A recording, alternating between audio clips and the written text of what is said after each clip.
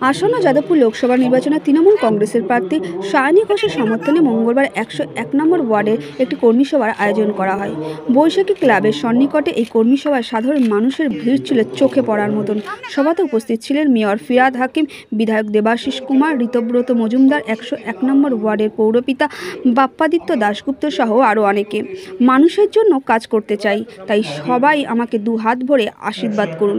আমি যাদবপুরের মেয়ে, তাই বিপদে আপদে সব সময় আপনাদের পাশেই থাকব, এমনটাই বললেন প্রার্থী Sayani Ghosh.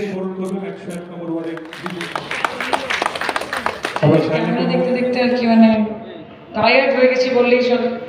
With due respect to everyone, আবার ওদের খারাপ লেগে যাবে, চারিদিকে বিড়ম্বনা আর কি না। তবে রাজনীতিতে আসার তো আরেকটা বড় কারণ হচ্ছে যে প্রত্যেকের কথাই ভাবতে হবে, তাই না? আমি যেমন কালকে অনেক রাত্রেবেলা প্রায় 10টা সাড়ে 10টার সময় বারুইপুরে একটা সভা করতে গেছি, তখনও দেখছি মা বোনেরা বসে আছে, খুব লম্বা একটা স্ট্রেচ। তাই বললাম যে আমি তো কটা থেকে বসে আছেন আপনারা? বলছে আমরা তো দিদি 6:30 থেকে বসে আছি। আমি 10:30 বাজে। আজকে তো সব করে সিরিয়াল মিস হয়ে গেল। যেটা বলছিলাম প্রথম ছিল স্বাভাবিক, আমাকে যদি দ্রুত যেতে হয় তাহলে আমি একা যাবো, কিন্তু আমাকে যদি দূরে যেতে হয় তাহলে আমাকে সবাইকে একসাথে নিয়ে যেতে হবে। এটা আমাদের তৃণমূল কংগ্রেস সত্যি দ্রুত যেতে চায়, তৃণমূল কংগ্রেস দূরে যেতে চায়, প্রকাশ এবং সেই জন্য আপনাদের সমর্থন, আপনাদের ভালোবাসা মমতা বন্দ্যোপাধ্যায় আমাদের অত্যন্ত প্রয়োজন।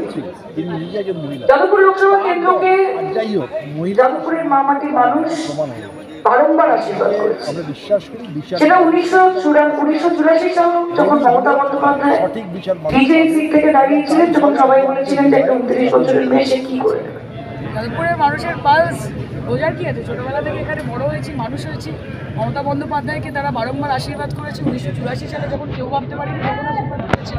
Jadavpur stands for change, Jadavpur stands for energy, for excitement, for youth. আমি বিশ্বাস করছি যে যাদবপুরের মানুষ দুহাত ভরে আমাকে এবং তৃণমূল কংগ্রেসকে আশীর্বাদ করছে। ভালো, এটা আমার কাছে অনেক বড় পাওনা। ববিদা এসেছিলেন, দেবাশিস কুমার এসেছিলেন, মলয়দা এখানে রয়েছেন, আমাদের স্টেজে বসে আছেন, আমাদের সব প্রোগ্রামে যাচ্ছেন। আমি যুব সভানেত্রী, ইয়াং ক্যান্ডিডেট। আমার জন্য সবাই এইভাবে আসছেন, সবাই আমাকে সাপোর্ট করছেন, এটা আমার কাছে I am very lucky to get that. আপনার প্রত্যেক